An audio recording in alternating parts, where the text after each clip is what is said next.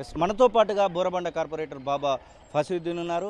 అన్న మొత్తానికి రిజల్ట్స్ వచ్చినాయి. 30-35 రోజుల నుంచి మీరు ఏకతాటిగా బోరబండలో అలాగే జూబ్లీహిల్స్లో కలియ తిరుగుతున్నటువంటి పరిస్థితి. ఈ రిజల్ట్స్ ఎలాంటి అనుభవాన్ని ఇచ్చింది?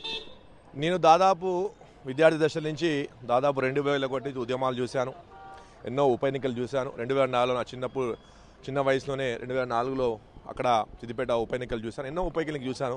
మునుగోడు చూసా, హుజరాబాద్ చూసా, తర్వాత ఎన్నో ఉప ఎన్నికలు చూసినప్పటికీ కూడా జూబ్లీహిల్స్ హైదరాబాద్ నగరంలో గతంలో స్వర్గీయ ఖైరతాబాద్ ఎమ్మెల్యేగా ఉన్న పీజీఆర్ గారి ఉప ఎన్నికలు చూడడం జరిగింది.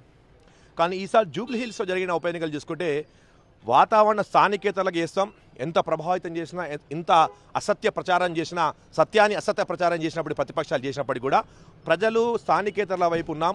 మేము స్థానికంగా మాకు అందుబాటులో ఉండి ఎల్లప్పుడూ కళ్ళ ముందు కనబడే నాయకుడు మా నవీన్ యాదవ్ ఒక బహుజన బిడ్డకు గెలిపించుకోవాలని చెప్పి పెద్ద ఎత్తున ఒక విప్లవాత్మక ఓటు వేయటం గతంలో ఎక్కడ ఏ ఉప ఎన్నికలో జరగని విధంగా ఈసారి ప్రజలు నిర్ణయితులై తప్పకుండా మా స్థానికేతరకే ఓటేస్తాం, మా బహుజన బిడ్డకే ఓటేస్తామని ఎస్టీ, ఎస్సీ, బీసీ, మైనార్టీలు ఏకమై వన్ సైడ్గా కూడా హస్తం గుర్తుకు ఓటే జరిగింది. ఇప్పుడు మీ పోలింగ్ సరళి కూడా చూసాం, బూత్ వైజ్ చూస్తే ఎక్కడైతే బహుజన బిడ్డలు ఎక్కువగా ఉన్నారో, ఎక్కడ దళిత బిడ్డలు ఎక్కువగా ఉన్నారు, ఎక్కడ మైనార్టీ బిడ్డలు ఎక్కువ ఉన్నారో అక్కడ ప్రాంతాలలో ఎక్కువ కాంగ్రెస్ పార్టీకి రావటం, నవీన్ యాదవ్ గారి అభ్యర్థికి రావటం చాలా హర్షించదగ్గ విషయం. దాంతోపాటుగా గౌరవ ముఖ్యమంత్రి గారు రేవంత్ రెడ్డి గారు ఈరోజు ఎన్నో రాజకీయంగా ఉన్న కొనాలు ఉన్నప్పటికీ కూడా అవుతున్నప్పుడు కూడా ఒక స్థానికేతరకు బహుజన బిడ్డకిచ్చి బీసీలకు తప్పకుండా కాంగ్రెస్ పార్టీ న్యాయం చేస్తుంది, బీసీల వెంబటే కాంగ్రెస్ పార్టీ ఉందని చెప్పి నిదర్శనం కావటం. దాంతోపాటుగా అభ్యర్థి నవీన్ యాదవ్ గారు గెలిచి రావటం చాలా గొప్ప విషయం. ఎందుకంటే బీఆర్ఎస్ పార్టీ వాళ్ళు బీజేపీ కలిసి ఈ దేశం అని అనుకుంటా ఉప ఎన్నిక చేయరాని కుట్రలన్నీ కూడా చేశారు. సత్యాన్ని అసత్యంగా ప్రచారం చేయటం, అసత్యాన్ని సత్యంగా ప్రచారం చేయడంలో చాలా అన్ని అస్త్రాలను సోషల్ మీడియా వేదికను చోటలుగా వాడుకొని దాంట్లో ఒక అభ్యర్థి పైన చివరికి అతని కుటుంబం పైన, ఆ కుటుంబ సభ్యుల పైన తలగా చివరికి తన ఇంట్లో జరిగే విషయాలను కూడా భూతదనగా చూపించి ఒక రాక్షసులుగా చూపించే ప్రయత్నం చేశారు. కానీ ప్రజలు చాలా తెలివైన వాళ్ళు జూబ్లీస్ నియోజకవర్గంలో ప్రజలు, దళితులు, బహుజనులు, మైనార్టీలు, జూబ్లీస్ ప్రజలందరూ కూడా ఇవన్నీ అసత్య ప్రచారాలు, మాకు ఒక యువ నాయకుడు కావాలి, ఒక మా అమ్మల ఎల్లప్పుడూ కళ్ళ ముందు కనబడే నాయకుడు కావాలి, మా సమస్యలపై స్పందించే నాయకుడు కావాలని చెప్పి భారీ మెజార్టీ నవీన్ యాదవ్ ఇచ్చి గెలిపారు. బీఆర్ఎస్ పార్టీకి ఈ ఎలక్షన్ రిజల్ట్ ఎట్లాంటిది అనుకోవచ్చు? అటు కేటీఆర్ కానివ్వండి, మగండి సునీత కానివ్వండి, హరీష్ రావు కానివ్వండి, వాళ్ళు మాట్లాడినటువంటి మాటలకు ఈ రిజల్ట్స్కి ఎట్లా చెప్పొచ్చు? ఇదిగోండి, కేటీఆర్ కానీ, హరీష్ కానీ, మాగంటి సునీత కానీ, నేను మాగంటి సునీత గారు నేను పోలింగ్ ఒక పక్కన పోలింగ్ నడుస్తుంది. యాక్చువల్గా ఏంటంటే పాపం రాజకీయాలు తెలియదు అనుకుంటా. వాస్తవంగా పోలింగ్ జరుగుతున్నప్పుడు గెలుపు ఓటమిని పక్కన పెడితే ఆఫ్టర్ ద 12 తర్వాత జరిగే పోలింగ్ పైన ఏ ఒక్క పోలింగ్ జరిగే ప్రతి రాజకీయ నాయకుడు, ప్రతి క్యాండిడేట్ కూడా గ్రౌండ్ని వదిలిపోడు.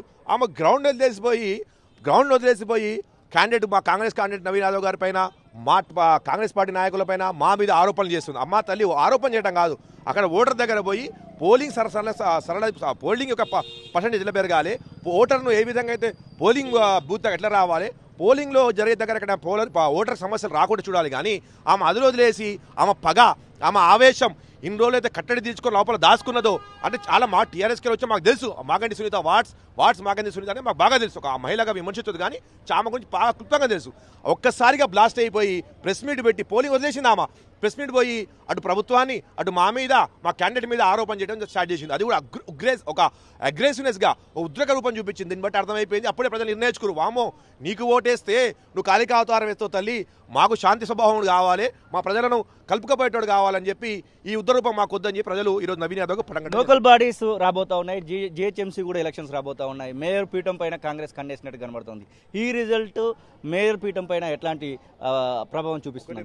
ఎప్పుడైతే మేము బీఆర్ఎస్ పార్టీ వదిలేసి వచ్చామో అప్పుడైతే బల్దియాపై గులాబీ జెండా దిగిపోయింది. నాతో పాటు డిప్యూటీ మేయర్ అందరం కూడా ఇక వద్దు, ఈ యొక్క గడి పరిపాలన, ప్రజా సమస్యలపై పోరాటం చేయాలి, ప్రజాపాలన రావాలి, గౌరవ ముఖ్యమంత్రి రేవంత్ రెడ్డి నాయకత్వం బలపరచడం వచ్చేసి అప్పుడే గులాబీ జెండా దిగిపోయింది. ఇక రాబోయే రోజుల్లో తప్పకుండా బల్దియాపై 3 రంగుల జెండా ఎగురుతుంది. తప్పకుండా రాబోయే రోజుల్లో బల్దియాలో అత్యధిక మెజార్టీతో కార్పొరేషన్ కైవసం చేసుకుంటాం. ఇక మాకున్న ఇక్కడ ఉన్న ప్రతిపక్ష వామపక్షాల పార్టీలు కావచ్చు, స్థానిక కూడా హైదరాబాద్ నగరంలో ఎంఐఎంతో పాటు అందరితో కలుపుకొని తప్పకుండా గౌరవ ముఖ్యమంత్రి గారు, అదేవిధంగా పిసిసి అధ్యక్షుడు మహేష్ కుమార్ గౌడ్ గారు అందరూ కలిసి ఒక వ్యూహం రచిస్తున్నారు. తప్పకుండా రాబోయే రోజుల్లో బల్దియాను కూడా, జిహెచ్ఎంసీ కూడా కాంగ్రెస్ పార్టీ 3 రంగుల జెండా కైవసం చేసుకోబోతుంది. అసలైన తొలి వెలుగు. ఫాలో వాట్సాప్ @తొలి వెలుగు official.